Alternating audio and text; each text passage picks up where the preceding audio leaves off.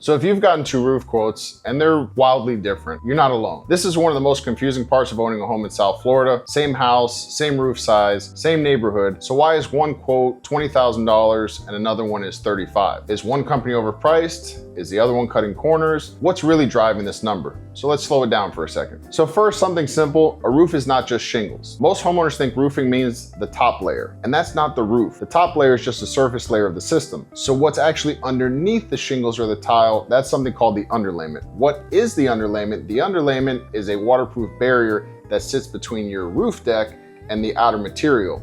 So if the shingles, metal, tile are the armor, the underlayment is the raincoat. So with pitched roofs, these are actually called water shedding roofs in roofing terms. So water is supposed to shed or run off, and these pitched roofs are actually not waterproof, they're water resistant. So that's when you see in some cases when somebody has leaves or a bunch of buildup, or up north, they actually form ice dams where it prevents water from draining off. Water will actually build up and start going upstream or backwards up the pitch of the roof. That's where you're gonna see a lot of leaks. So these water shedding roofs really perform best when water can easily rain and easily drain off.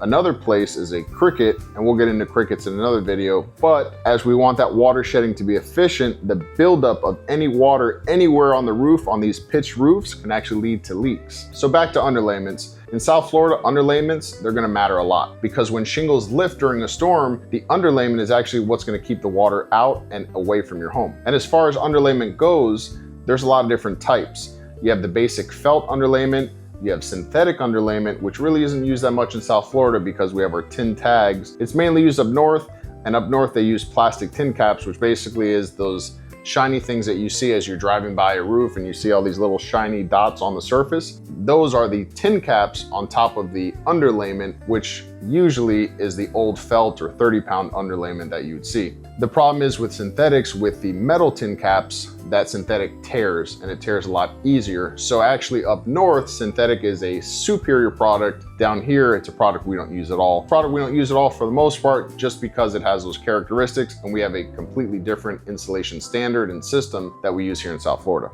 Now, by far, in my opinion, the best underlayment is the peel and stick membrane.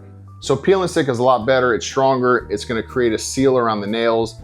You know, whether it's high wind or heavy rain, it's just gonna do a better job. It is gonna cost a little bit more, but now that we have a double 30 requirement, the cost of the material is higher, but we save a little bit on the labor. But at the end of the day, that first system is usually better. However, the peel and stick is gonna be better for you in the long run. So if you have one company that's quoting double 30 and you have another company that's quoting full peel and stick coverage, that alone can create a big difference in price. Also, it's important for you to know by installing that peel and stick material, you actually get credit from your insurance company as having a secondary water barrier. And if you're part of the My Safe Home Florida, that secondary water barrier is a requirement in that program.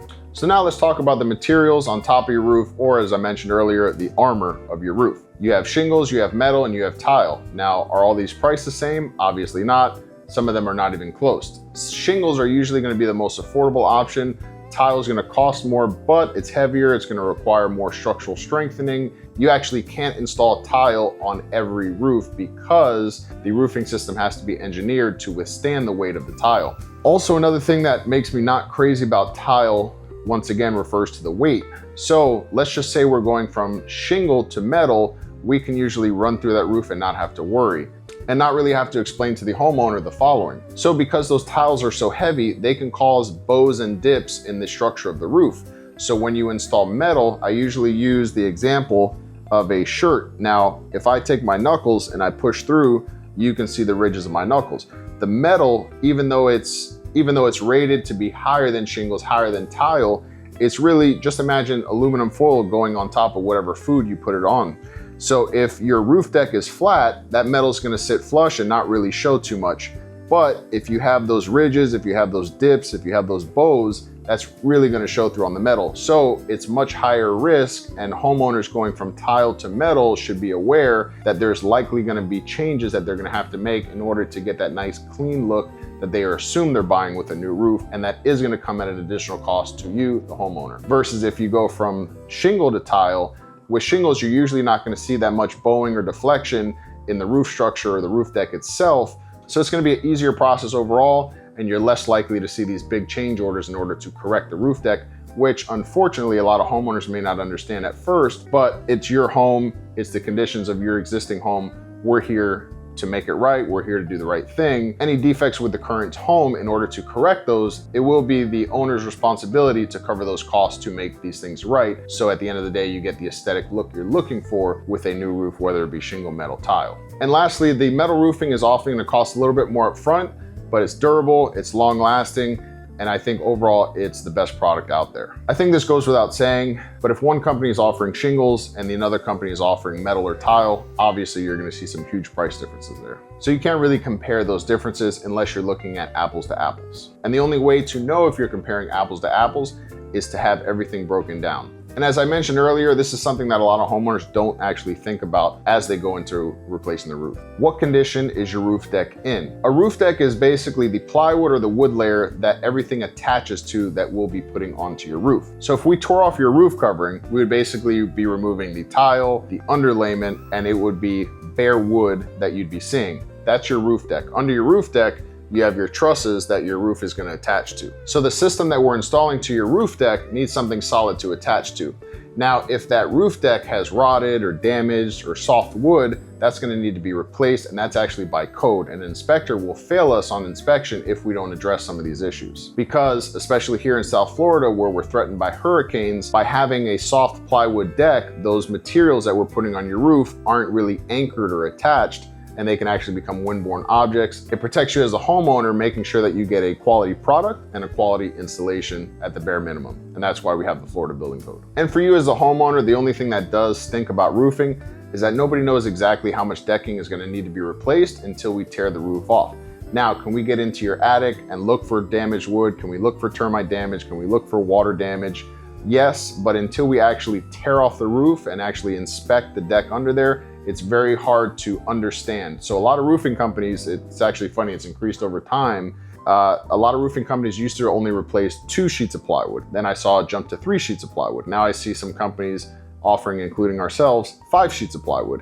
And then there are times where a homeowner just does not want to see a change order, and we can charge for unlimited plywood or unlimited repairs, which is also nice because at the end of the day, you know, it's nice to offer somebody peace of mind that they're getting a good system. This is the maximum this project's going to cost, and we can get the project done at the end of the day, and there's not going to be any change orders on the project. And this is why a good contract is very important to have, and have things written out and detailed. And this goes for windows and this goes for roofing. In case we run into this situation, this is how much it'll cost, or this is how we're going to determine that cost. Now, a lot of roofing companies or window companies might offer a very low introductory price, but then those add-ons or those change orders that we know we're going to run into are going to be disproportionately high to make up for that low introductory price that they gave you in the beginning, versus giving you an honest price or a very transparent price where we're just covering costs. So why does ventilation matter? Your attic is going to get especially hot here in South Florida.